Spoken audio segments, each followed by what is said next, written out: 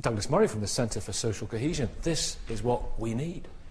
Well, it's good to be talking about immigration not just in terms of economics, which is what tends to happen. There's another thing, though, is that whatever Christina says about the impact of and the feelings of new immigrants, I have to say I tend to be slightly worried when I hear people like the judges talking about this, because I sense, I think a lot of other people do, that what we're talking about are the most reactionary views of all kinds of religions, the most reactionary opinions about the family, things actually that people in this country are generally quite tolerant about. Such as? Well, I mean, things like marriage, things like homosexuality, which, when a judge nods to the family values of, for instance, Islam in this country, he could do so, but he's also nodding to a very reactionary religion in relation to, say, homosexuality. Miriam, we'll bring you in here, I think is an appropriate point, a convert. When you hear that, what about the fears that many have about the backwards social attitudes of, for example, Islam, that people point to the attitude to women, the attitude to gays, forced marriages, all those things that concern people? Well, I certainly think that, you know, one has to distinguish between, you know, the faith as an ideal and how it's practiced within the community, and I'm not the first person to say that, but, you know, obviously there are reactionary attitudes, and I think that to sort of infer that immigrants are bringing in these sort of alien negative values into British society is to somehow miss out on the fact that actually what British values are the interaction between outside influences and the ideas and beliefs which currently prevail. Sure. And in fact that brings a richness to our society. Look, I mean, nobody's denying the richness that immigrants bring to society, but it's also true to say that just because we say, oh, well, this is your point of view, you're entitled to it, that's fine. In a tolerant and open society, you should have that. But it becomes very difficult, and I think this occurs particularly with homosexuality in the West. It's particularly difficult when you get to a stage where you say that you have to be tolerant of people who are intolerant to you.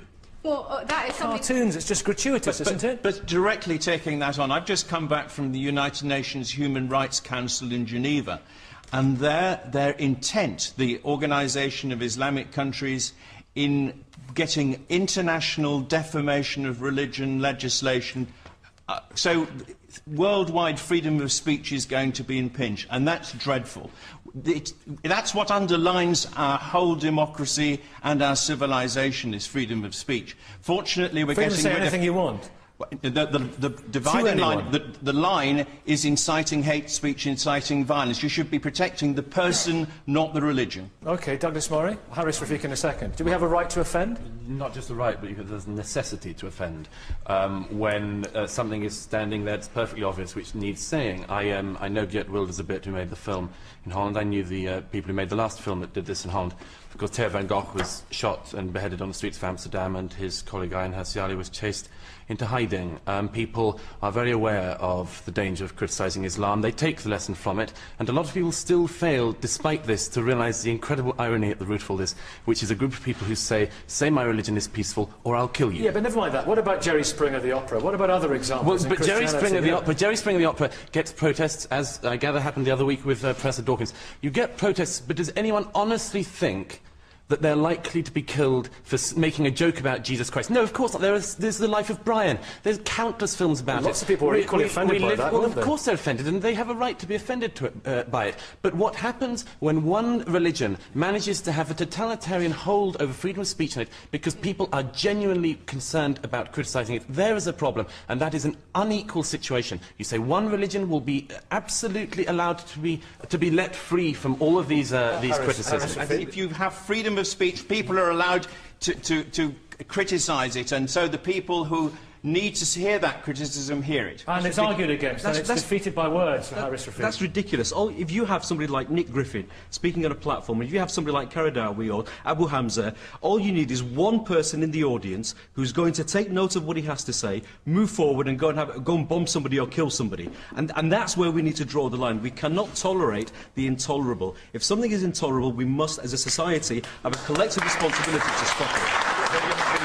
You don't have to give a platform to Nick Griffin. The Oxford Union was wrong to give him a platform. But does he have a right to say what he says? Yes, I suppose so, just like Holocaust denial. The problem is that when we talk about Holocaust denial and things like this in the same context as freedom of speech today, Holocaust denial is wrong for many reasons, but one of them is because it's a lie. It's a lie to pretend the Holocaust didn't happen. So you're giving a platform to a liar. When somebody says, as Geert Wilders has done, these are verses in the Quran, and these are what some Muslims do in response to that, that's not a lie, that's just a statement of fact. There are certain things that even people with no religion would find offensive. If I was to come on TV and start insulting, you know, I mean, I hate to be crass, but your mother, that would be extremely offensive. Now, we feel as strongly about our mothers as we do about the Prophet Muhammad. That doesn't mean you can't discuss what he says, the message he brings. People in this country put up with being offended. About Walking it. down a street, you get offended. There's somebody wearing something you don't like, or you get Absolutely, gun, and we you get get on with offended. it. It's part of being grown up. Is just accepting the fact that you get your feelings trodden upon. Does it mean you have to deliberately tread on people's feelings? No, not necessarily. Exactly. But what you cannot do is to ring fence one. What you cannot do is to ring fence one ideology through fear, intimidation, or anything else. And that is what we see happening. That's what Ben Elton was saying. That's not what the majority of people do.